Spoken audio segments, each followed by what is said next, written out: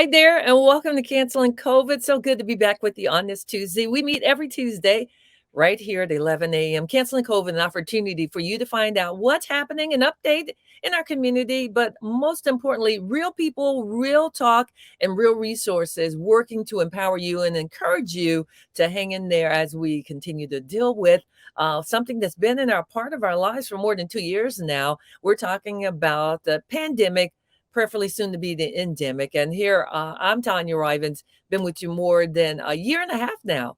It's kind of surprising, but glad that we're here and some really special people that have been able to help that make it possible. I could not take for granted. I want to say thank you to Groundwater Solutions, one of our sponsors, groundwater-solutions.org, groundwater-solutions.org. 704-596-0505. Now, we're coming off of a holiday weekend, the Juneteenth celebration all around the city, all around the nation.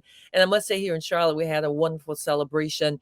Thank you, the 25th annual celebration for the Juneteenth Festival of the Carolinas. And it was great seeing everyone out and just saying thank you to those we stand on their shoulders, and they saw it fit to mark this and a memory in history that we could pick up the torch and keep this tradition going, and most importantly, educate our community and our young people. So coming off a holiday weekend, thank you for starting your Tuesday with us. If you had yesterday off, hopefully you did. If not, we certainly understand, as long as you understand what the celebration is about. But with that said, a lot of talk in the news today. The big deal is the vaccine that's now being rolled out for children ages 5 and younger. And I wouldn't even attempt to have this conversation without bringing on my good friend, none other than Dr. Tracia Davis Black of Groundwater Solutions. Thank you so much for taking the time to join us. Thank you so much for having me, Tanya. Hi, Absolutely, everybody, and always. happy Juneteenth. Yeah, it was so good to see you out there at your celebration, you and your family. And Yes, it's just great to come together to show so much pride, and because of so much that has been planted out there, but yes, pride in what our enslaved ancestors were able to mhm, accomplish. yeah, That's so rewarding for us. yeah. For me, it was just a beautiful festival. We are a beautiful people, and Yes. the music was fantastic. The vendors, I got dresses and jewelry. The food was excellent. I had a ball. Great, great, great. And we can't say either, like you said, for you celebrating us, we know there's so much more work to be done. Yeah. But, we've got to start somewhere as Mhm, we mhm. continue with that celebration, more work in store. But let's talk about Absolutely. this. Yeah, let's talk about this vaccine, because I know some people, we got people already who are hesitant as it is adults. And now we're talking the need for children. It's being rolled out today. I Mhm. know there are a lot of questions about what parents should know as they make this decision, not to take it for granted. Some people are feeling, Yeah. I don't know, my child is so young. So, can Well, I you? think we have the same issues that we had with the adult vaccines that, parents are going to have to make an informed, educated decision. Okay, What we do know, I'll tell you what we know. okay, There are two vaccines for young children ages 6 months to 5 years old. Well, there's the Pfizer, and Pfizer vaccine is for children 6 months to 4 years old. The okay. Moderna vaccine is for children 6 months to 5 years old. So let me tell you about both vaccines. And so you all just bear with me where I'm going to give you a lot of details. If you're out there and you have a child in that age group, someone that you love, a neighbor, a niece, a grandchild, then you might want to get something to grab a pen and paper, because these are a lot of details that you have to consider. Okay. Okay. So with the Pfizer vaccine, again, that's ages 6 months to 4 years old. There are 3 doses that are required. Okay. You're going to take the first dose, and then you're going to take a second dose 3 weeks later, and then a third dose 8 weeks after that. So it's going to be 11 weeks to get your child fully vaccinated. Some of the good things about the Pfizer vaccine is Pfizer decided to go with tolerability. They wanted to minimize the potential side effects in children, because we know how children are. One, they do not like needles. Right. Every child is going to scream. Well, there are some who don't, but for the most part, children are going to scream when it's time for the needles. So there are more doses, but the side effects are more rare. there is only 3 milligrams of the antigen, which is 1/10 of an adult dose, which is why you need to have the 3 doses to get to full protection. So, Dr. Black, let me ask you real quick, and don't lose your train of thought, but you mentioned needles. Any other options? If not, like no liquid, no. Not at this moment for So it's young only the children. needle. It's only the needles. Okay. All right. Mhm. So we just have to do some work to prepare the children for that. And Okay. yeah, and we know that once you get past the quick pinch, there's really no trauma. It's the thought that scares the children. But Right. what we do know about Pfizer is that you're going to have less fevers, less irritability after that, Mm-hmm. less discomfort than the potential side effects of Moderna. Okay. Okay. With the Moderna, there are only 2 doses, and each dose, they're 4 weeks apart. So within 4 weeks, your child is going to be at full protection with the Moderna vaccine. The Moderna vaccine has 25 milligrams of the antigen as opposed to 3 milligrams with the Pfizer. So it's a larger dose. It's going to be quicker protection, but there are more chances that you're going to have some after effects, some side effects from the vaccine. Um, And what are some of those side effects? Fever. Fever is a big one. Upset stomach, irritability.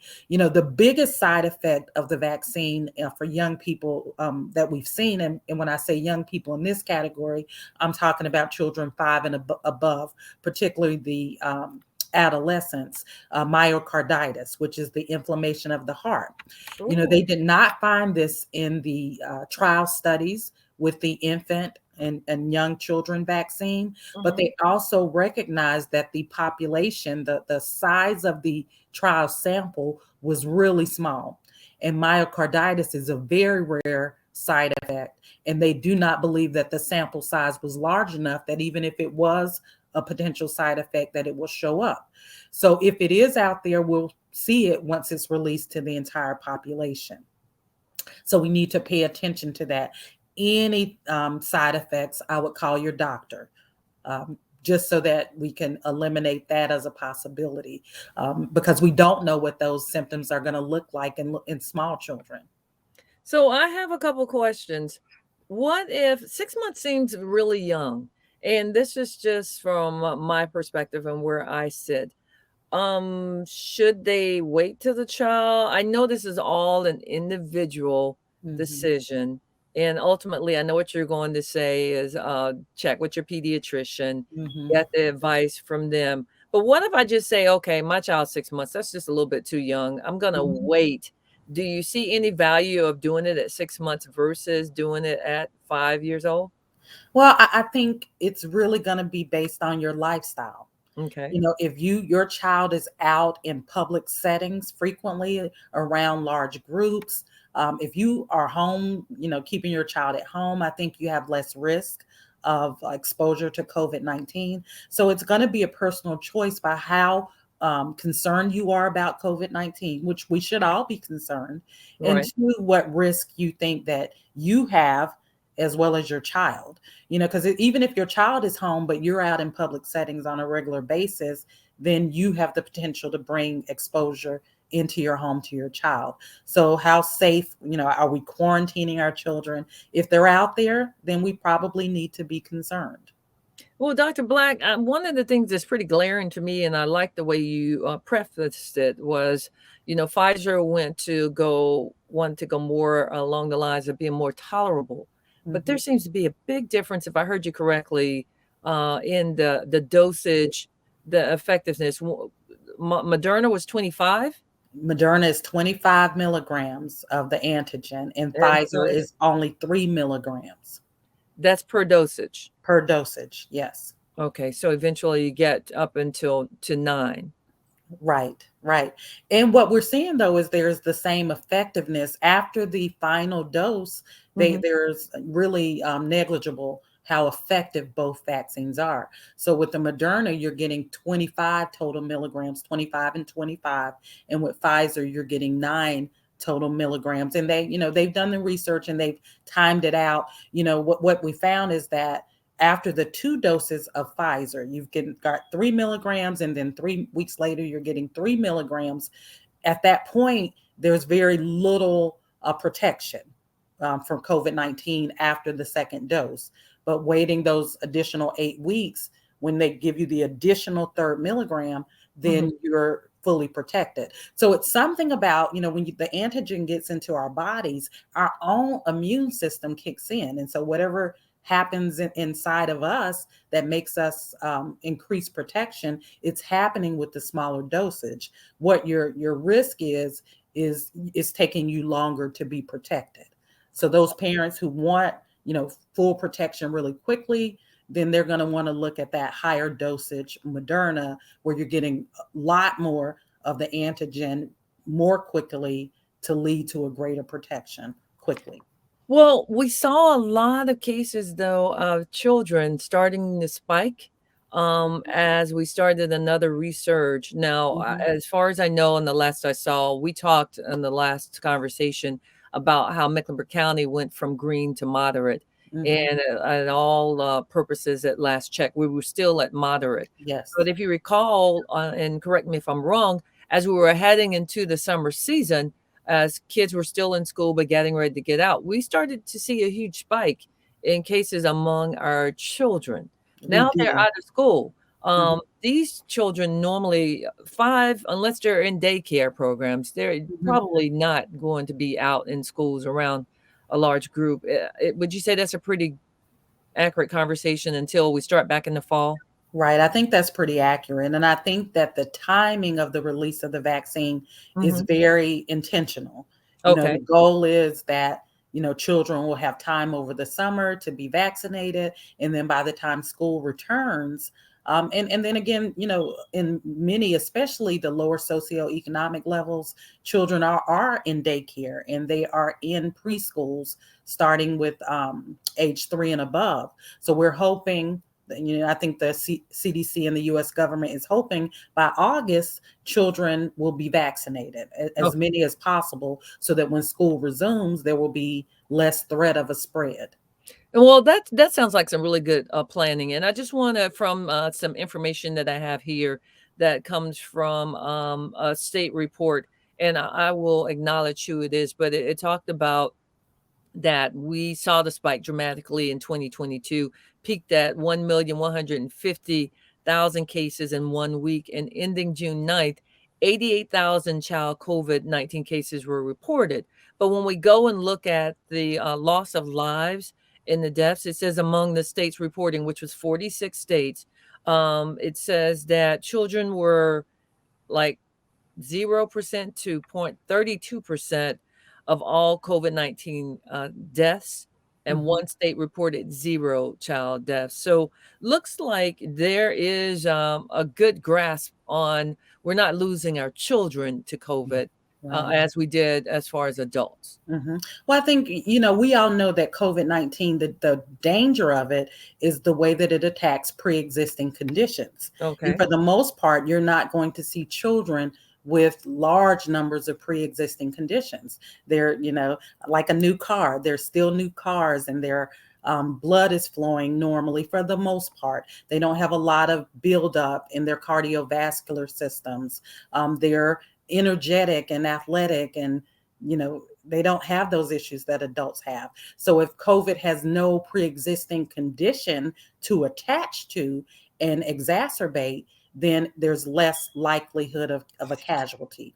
And so for kids, and we do have some children who are born with illnesses, and those are the ones that we have to protect, and therein lies the rub with parents. If your child does have a pre-existing condition, when we know they need to be protected, but we also know that there are some dangers with the vaccine and pre-existing conditions. So these are things that you really have to kind of dive in with your healthcare provider and see what's best for your child.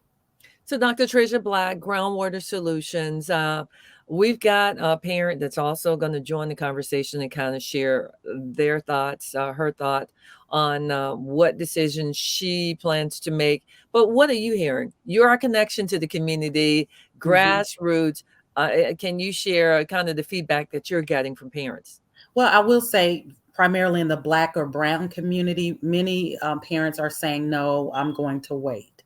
And I think just like the initial rollout of the vaccines, and you had a whole population that said, I'll wait 6 months or a year and see how it does with other people. Right. The parents that I'm interacting with, that's what they're saying, that they're going to wait a little while to see how other children are faring to determine whether or not this is something that they're going to include in their child's health care. And there's that mistrust again, because by all reports, there was rigorous testing and study. And even you would admit, we've learned a lot. Mm-hmm. Not maybe from dealing with children ages 5 and under, but we've come a long way from where we started. Mm-hmm. And I know they've been extra careful about this, but I can also understand legitimately the concern. Mm-hmm. So, do you know when you guys will be offering this, or are you offering the dosage yet? Yeah, so the vaccines arrived in North Carolina, from what I have heard, yesterday. So Okay. they are in the state and they are being distributed to healthcare providers. So we will be making the vaccines available for small children at events only. We will not be offering them in our office because, again, with the vaccines, once you open a vial, you have to hopefully use it all or as many doses as possible, or the vaccines will be wasted. So we're trying to let the vaccine stay with folks who are going to see lots of young people pretty quickly on a daily basis, such as pediatrician offices. And since we don't see infants or children under the age of 5 a lot in our office, we believe that that would be a wasted vial, and we don't want to do that. So if we have an event, like we do have some daycares who are asking us to come out, so Okay. we will save those for event driven actions. Which would also help you monitor and keep up with the dosages, because there's more than one. So they'll have to come back. I believe you said Moderna had Absolutely. 2, Hmm. Pfizer has 3. Oh, Right. these poor babies. I know people Yeah. want what's best for their children. So Hmm. again, at the end of the day, it's a very personal decision, but certainly talk to your pediatrician and do what's best for your child. So with that said, we need for you to provide some updates on what's going on with Groundwater Solutions. Wow. So we have opened up another primary care practice in Gastonia, North Carolina. So, Congratulations. thank you so much. Hey. And depending on what we see as the population, this is a new group for me. So we're going to learn about their pediatric population. Mhm. If there's a large in the age group, then we'll have the vaccines there daily. But we're excited. We'll be expanding our primary care here in Charlotte All as right. well. So we're pretty excited about that, going into full integrated healthcare, whole person healthcare. And we're just going to keep going and doing what God asks us to do. Well, some big things popping for you. We're excited for you as well, and congratulations. Thank, Real good stuff. thank you. Our, Again, our, our medical practice name, just so you guys know, is Modern Medical in okay. Gastonia, North Carolina. Again, you can reach us at 704-596-0505. If you're in that community and you're looking for healthcare providers who will take care of your whole health with natural opportunities as opposed to medication when it fits, we are the healthcare provider for you. So please give us a call. Oh, thank you so much, Dr. Tricia Black, groundwater-solutions.org. She provided the number, and you see it on the screen. 704-596-0505. Modern Medical, now in Gastonia. Mhm. God bless you for all the work that you're doing in our community, and we so appreciate you. Thank Thank you. you again for taking the time to talk with us. Thank you. Glad we made it through it. Absolutely. And we're so grateful for Dr. Tricia Black. Again, we're on Water Solutions, and we will continue to have this conversation, I'm sure. It's not an easy one when you're talking about young children. And, it wasn't easy with adults trying to decide whether to take on the issue of getting vaccinated or not. So I believe if I heard it correctly, Pfizer goes from 6 months to 4 years old. Moderna is 6 months to 5 year olds. So we'll have more conversation in the upcoming weeks about this. In addition to that, I had a parent. She had planned to come on, but still a little uneasy about going public with her decision. And certainly that's understandable. But we will continue to work at it. And if you're a parent that wants to share your opinion, You are welcome to reach out to me at rivenstanya@gmail.com. That's rivenstanya@gmail.com. Or drop your comments in the chat as we continue to have this conversation. Real talk, real resources, and real solutions. Before I go, I also want to uplift a couple of things that are happening as I bring this up and remove myself.